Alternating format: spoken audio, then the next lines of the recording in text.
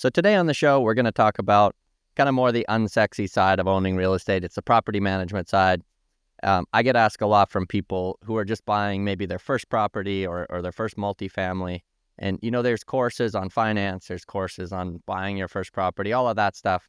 But there's not a lot of education or information, even podcasts about the actual property management side.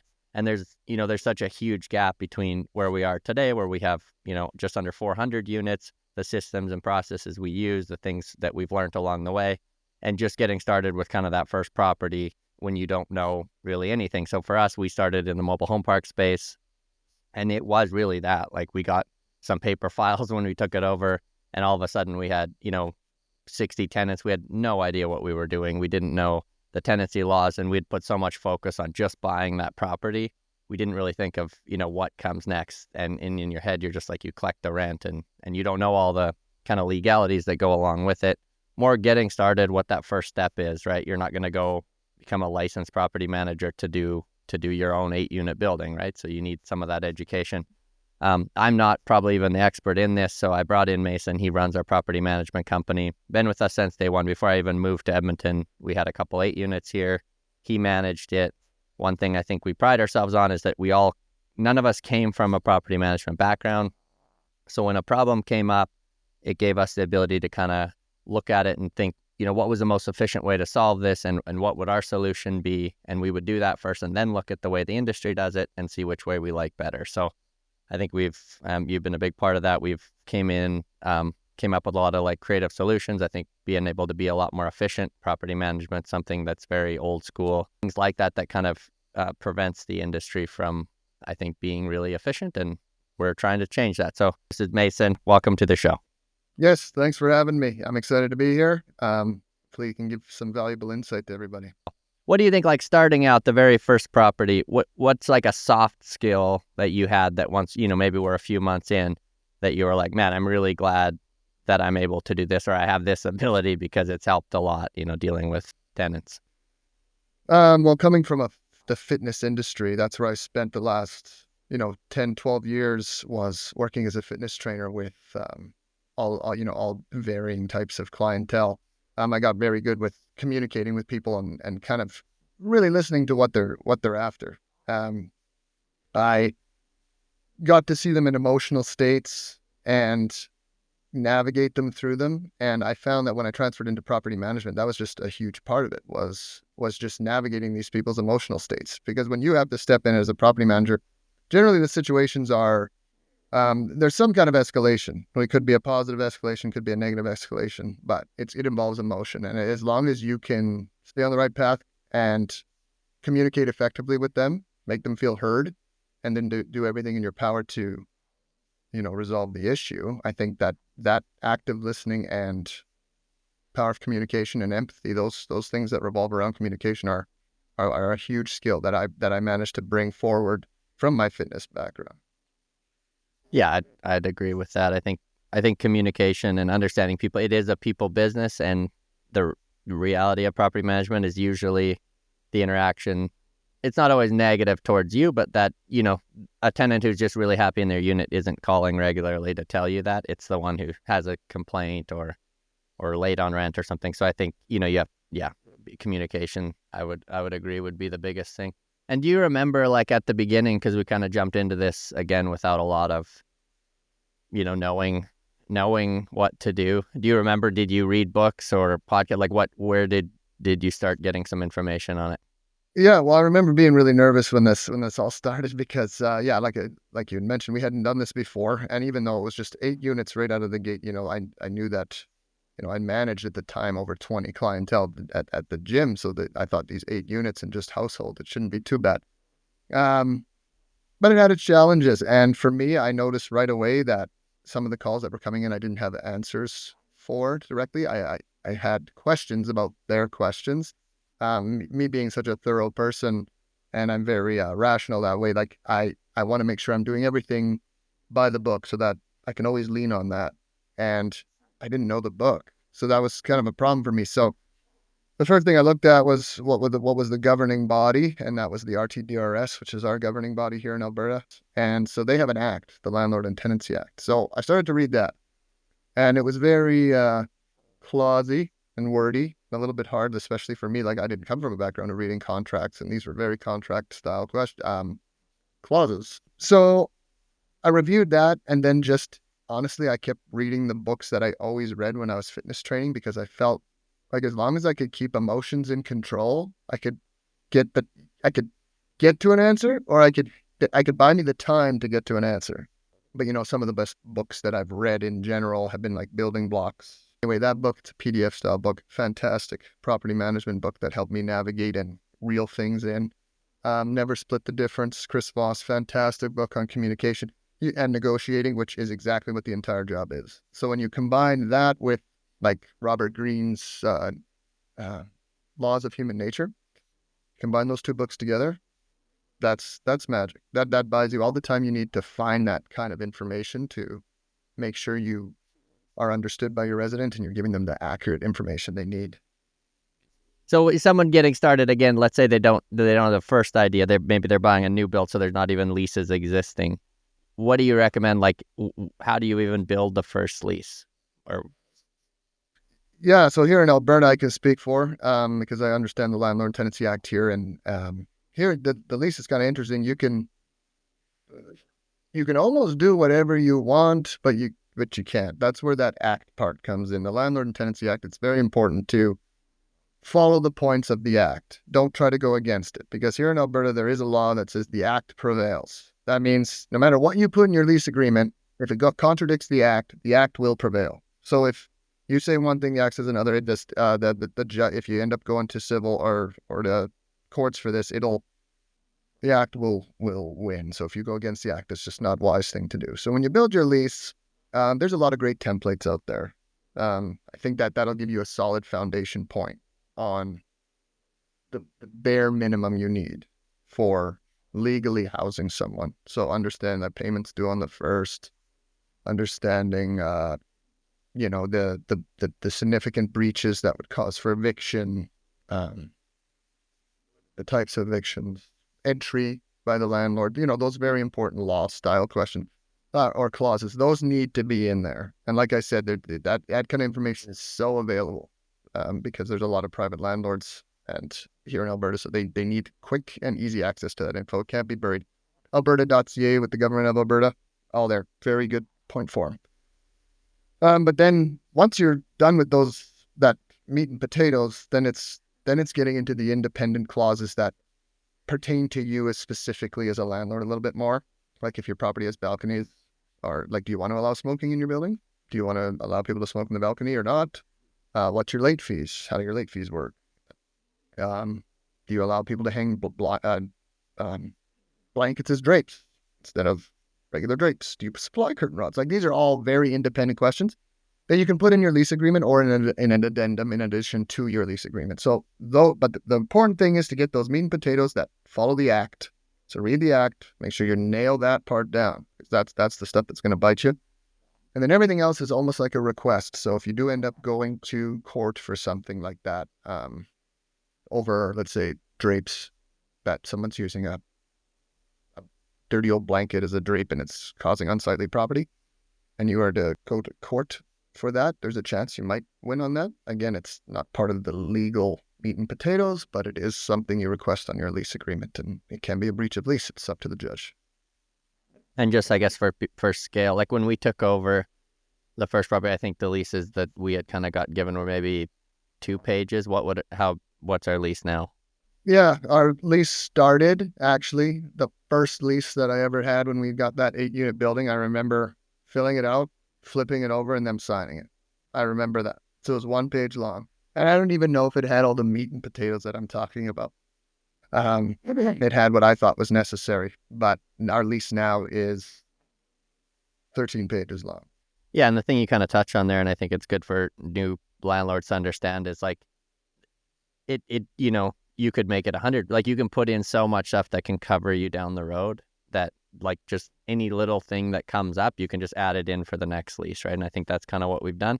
And most people aren't going to read the whole lease, but then if it does go to court or if they do something that, is against the rules and it's in there, it gives you a lot. For sure in Alberta, where I would say we have probably the most landlord-friendly courts in Canada, it can go a long ways. Whatever you put into that contract can help you a lot. What would be something that was like a big surprise for you getting into it? For me, it was probably one of the first bad evictions we had where we had to like break the door, right? Like what's something like that kind of surprised you that you would have thought would be dealt with in a different way? Well, a lot of it was all so new that there were so many surprises all the time. And the great thing about surprises is when they play on your emotions like that, you really remember them. Like, it's not like when you go sit in school and you're trying to learn something and you're kind of getting sidetracked and you're not focused and information isn't being retained.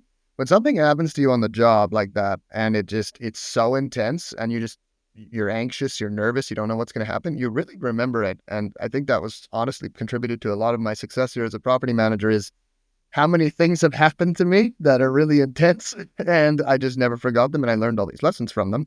Not that I did anything wrong, but way to prepare so they don't happen again. So a particular circumstance, honestly, like the one that you kind of mentioned there was a huge one. I think it's worth going over. Like when we went through the entire process, and this tenant put up a fight almost at every corner, and it really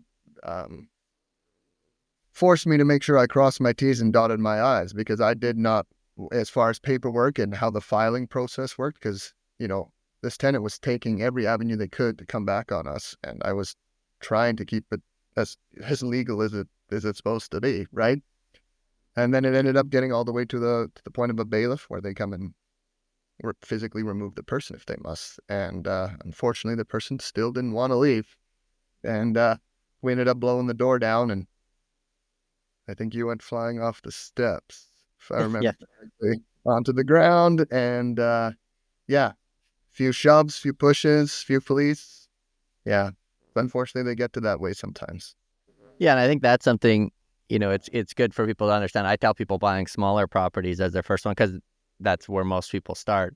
That exact story, we did everything right. It did take longer than normal to get it through the court system. Then they got 2 stays where they could stay at an extra month, and they're not paying the entire time, right? And then they trash that entire unit. So it's like if you only have a duplex or you have a 4-unit, that's your income for you probably underwrote a 5% vacancy. That could be your income for years. That's gone because now you spent $20,000 redoing that unit and you didn't get paid for, I don't know how long that system, 3, 4, 5 months, right?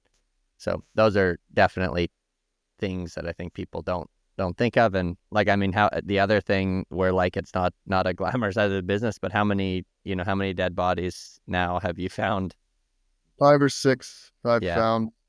So that, no one put that in the handbook, So yeah, obviously finding dead bodies, there's no handbook on that. And I think most people, me included, would have just not thought that would be a big part of it because I would assume, the family finds them or something like that. But what was an instance where, why was it you that had to go in the unit? The first one was actually, there was, well, this wasn't the first one, but one of them is, there was a funeral in the city for a fallen police officer, 2 of them, I think. And a lot of the officers were attending. And there was a tenant's family who wanted me to do a wellness check on them. So generally I do these accompanied by the police department. But in this circumstance, there were almost like no police present for quite some time. So I went to the property. This is one of our first small 8-unit buildings. So I know each tenant pretty well. I see all of them on a basis. So we went up to the unit and knocked on the door, and there wasn't an answer. And I kept knocking, and then I noticed the door was quite loose and it was open. Like the latch didn't completely latch. So I just kind of pushed the door open, and I heard a music playing from a TV, and I was just yelling the name of the resident. And upon entering the unit, it was very eerie. The shoes were there, the keys were on the counter, and there was like a bowl of food just like made and not eaten on the counter. And it just seemed really peculiar. So that's when I walked in, and I just ended up going to the bedroom there first and stuck my head in there, and the tenant was there, deceased on the bed, on the end of the bed, sitting up. what's the first? You call the police. What's the first step? Like for people who don't know the kind of the process there. Yeah, well, fortunately, with this particular one, is the tenant had um, a subsidy worker that was working with them as well, who was also informed of the wellness check and meeting me at the building. So they arrived and was within minutes of me finding it, and then I basically came out and said, kind of shook my head, and then we kind of handled the procedure together. They had things to do on their end, I had things to do on mine, and on my end, which we had shared the same thing, is the body needed to be handled. But of course, there needed to be some sort of investigation. So we called the police, reported a deceased tenant. Um, they make you check for life. So that was kind of an intense thing because this particular person was very apparently dead in a lot of ways, and I had to essentially kind of walk around, check for life. And then the police arrive, and they arrive with a forensics unit, and they come in, they kind of push you outside, they ask you some questions, and they kind of shut the door and do their thing in there, and they let you know when the body has been removed and you can take care of the premises. Yeah, and then just to add to the story, that the very next day, same building, one unit below you, you had to do the same thing again for another tenant. So it was a rough Yes. week. But those are Yep. things people don't think of. And I think even on the cleanup side, we had a guy die once that, he died. Like, I think the people who came to clean him up kind of made the comment, they're like, he died all over the unit, right? Like there was blood in almost every part of the unit. And when That's that happens, anything body fluid touches, they have to remove. So it's a huge, it was, every piece, every flooring, every piece of flooring, all of yep. that, you're replacing, and it gets expensive. And then there's the whole issue of like, if they don't have family or people to take their items, what are you doing with them? And so there's lots of things like that there's not a handbook for, I guess. So now, we've obviously grown a lot. We're at just under 400 units and a lot bigger portfolio. It looks a lot different than it did at the beginning. But what are some, maybe give people just an idea of a few of the technologies that we'd use, things like that you didn't have at the beginning that we have now, and then we'll just touch on maybe when they would implement some of those. Sure. Yeah, well, fortunately, we've scaled up, and when you scale up, you have access. Well, you've always have access. It just seems really expensive, relatively speaking, when you're starting out with just smaller properties and you only have a limited budget. Some of these, you know, um, some of these technologies that you can use, they cost a lot of money, and you want to kind of get to a point where you have the scale to accommodate those things. So it's always important to keep pushing forward for that scale to make these things easier. Seems like it's going to get harder because you're bringing in more stuff, but you have access to more resources and technologies that make everything easier. So honestly, it's weird. I had a harder time with 1.8 unit than I did after we were at 100 doors. When after 100 doors, it was way easier than it was with that single 8 unit because we had all of this technology we were able to bring in and resources. Um, yeah, so like for us using like a CRM, like a property management software is absolutely vital. That organizes everything, and that is the key to this. That's kind of what I was saying is communication and organization. You need everything to be organized: your payments, your maintenance requests, your complaints, and you want everything kind of as centralized as you can. Now, some softwares have like a chunk in this software and a chunk in this software. Like I recommend finding something that contains them all, so that there's this little um, crossover that you need to go into other apps or other softwares as possible. Because for property management software, the tenants generally get that too, right? They have their end of it. They're like most of these softwares are a portal. Tenants can log in and they can pay their rent. They can make a complaint. They can make a maintenance request. They can upload their insurance. They can see their previous documents, all this stuff. So they have access to a portal. You don't want them having access to 3 portals, right? You don't want to find one thing for payment and then, oh, this one's really good for maintenance requests. Let's do that one. But now you got 60-plus-year-old tenants like that have hard enough time with Facebook, let alone trying to give them 3 different portals to figure out. So it's really important to have a centralized portal that kind of does everything and very user friendly and colorful. Another big one that I just absolutely love because the legal blowback on this part is huge if you're not careful, and that's the inspections, especially the move out and move in ones. Move outs being more important, obviously. Um, that's the biggest horror stories come from deposits for the most part. Is like, oh, landlord's keeping my deposit, or landlord's charging me this, and because of negligence to the unit from the tenant, they caused some kind of damages, didn't clean something properly. So I have a specific app that isn't the same as my property management one, unfortunately, but hopefully be together soon. But and what it does is it just organizes this perfect inspection for me, where I can check the condition of every single item that I rented to this person in that unit, every appliance, every fixture, everything. And it allows me to take the pictures of it, detailed descriptions, what's required, if it needs anything. It just documents it beautifully, where it's very hard to argue that this is incorrect. So that piece of tech, I know it's a little bit expensive, but that has saved me so many times, because there's tenants that would put up a fight about a lot of landlords will do like a paper one. They'll do this paper inspection where they're just like, light switch cracked and whatever. And this tenant can argue that in court, like it's your word against theirs, and it's all it is a paper, and it just doesn't have any power or hold. My app, when I print that report, it's a mean looking report. It's very detailed. It's pictures under everything. It's got circles around things. It's very detailed, and it itself is a deterrent from the tenant trying to go against me. They see the report and they're like, oh my gosh, this guy knows what he's doing. This report is very thorough. I've signed the bottom. Keep $500 in my deposit. That's clearly what needs to happen. Yeah, it's very important. So like those two things alone are huge. Yeah. Yeah, and the companies we use for the main platform is Building Stack, which is joined with RentSync, so it helps on the ad side. And then it's the inspector that we use for the move outs, move ins, and that's important too. Like have a list of what everything costs, so people know, because if you say, oh, we're changing this piece of flooring, it costs this much. If it's in the agreement that they signed, they can't argue it. So I think that's very important for sure. So kind of to close out, for the new person, your first interaction with the tenant is going to kind of get the foot going in the right direction. I think a lot of times just people have had bad experiences with landlords. So there's it's almost a negative. It's like the tenant versus the landlord, and you don't want to start off on that foot. You want to build a community. We're both in the same position where, we just want to make a comfortable place for them to live. They want to live there and be heard. So what are a couple just tips on getting started, or what are some things maybe you do that help the tenant understand that we're all in this together? I think kind of feeding back to what I said before, obviously the communication thing. And then I mentioned a little bit after that, there was an organizational component.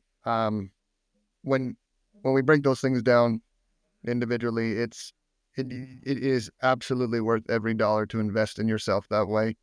As far as the communication goes, it's very important you have to swallow your pride as a landlord. Like having the good communication and empathy and putting yourself in their shoes, as they define empathy, and feeling what they're trying to feel. I get it sounds fluffy, and it can sound like it's tough, because in a landlord, you're in a leadership position, and you have to take a step back and feel what they're feeling, because if you don't, you're going to act forcefully and or with a too much assertiveness, and that there are so many personalities we deal with that can, as cool as it makes you feel in the moment, that you're like, oh, this is how it is.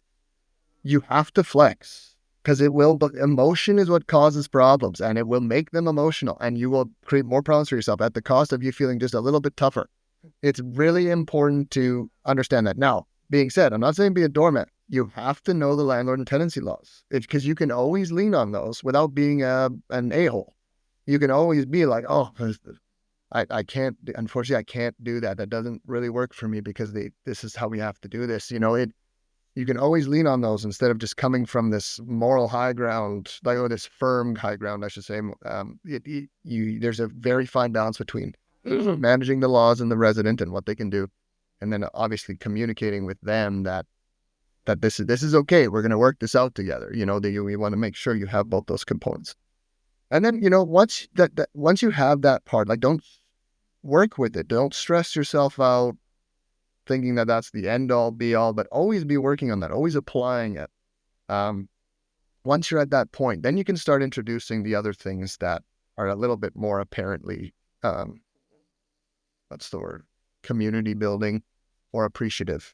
And that is, like for us, like we use this thing called a tip program. the tenant incentive program, which is essentially that we pay people to live there. A little bit on the first year, and then we pay people a set sum every year after, and they are eligible to withdraw the maximum amount at a 5-year period, and then it can continue to grow. And it's essentially building equity in a rental. And, it's kind of putting ourselves in their shoes that one of the biggest holes about renting that you'll hear about, one of the cons is that, you're paying someone else's mortgage and you're not building any equity. Well, this way they essentially are, and at some point they can pull it out and go buy a house. That's us giving back. Like we have an adopt a planter program just to get people involved in the community. We bring all the planters out to the properties, a bunch of them, and people can adopt one for the season and have this care for these flowers that we'll pay for. And at the end of the season, they'll have this little competition on who grew the nicest pot, and it makes the property look really good, gets people kind of involved. And, the things like that. That's really important. And then small things, favor basket. You move somebody in, we do a gift. I think for us right now, the gift we're doing is the charcuterie board, I'm pretty sure, which is awesome. They just get this really fancy plate of cheeses and nice cutting board, and it gets delivered to them and welcome home kind of a thing. So again, those are all really easy to implement, but don't feel like you have to do that right out of the gate if you're overwhelming yourself. You will grow into those things, but if you feel like you can do a nice deed, go for it. If you're feeling like doing a nice deed, go for it. Like the property will remember. It's wild. The scale is there. Somebody's always watching. It's hard to imagine when there's when we're always in 10 to 15 people groups, but when you're walking in front of a building that's filled with 200 heads, like somebody's always watching you. So bend over and pick up that piece of garbage that's on the ground while you're walking by. Say hi to a tenant. Boost their car. Done that a few times. Lots of people watching. Makes for great reviews, makes for a great community, and it costs you nothing. It's just straight karma points, right? Yeah, I think that's great. I think building community is huge. That's why I like the scale of a 100-unit property versus a 4, because one person can affect that culture so much on a smaller property. So I think that was good. I think it kind of gave people a brief overview, going from 8 units to hundreds of units, different things we went through. I think going forward, I want to add in, maybe once a month we'll do one more specific to property management, just because that is a big component of even the asset management part of it, of owning the properties, of investing in property, is managing it properly. I think it's something that gets skipped a lot where, people, you focus so much on everything else and you get the asset and it's not managed correctly for the duration of the investment, and it can have a huge impact on it. We basically set up our property management company so we have that edge on the investment side. We think we have, and we want to continue to have the best managed properties in our area. And, I think that can add a lot of value. It's really important for investors to, hone in and get really good at the management side of the investment as well. So that's kind of what we're trying to do here, give away that information. We could do some episodes more specific on evictions or things that are more granular than we got into today. So we'll do that going forward. Thanks a lot for coming on. If people want to look you up, I know you're on Instagram. What's your handle? Ace of Assets. Yeah, you can find me on Instagram and just drop me a message. I'm happy to have a chat about anything. Sounds good. Thanks for coming on, and we'll see you guys next week.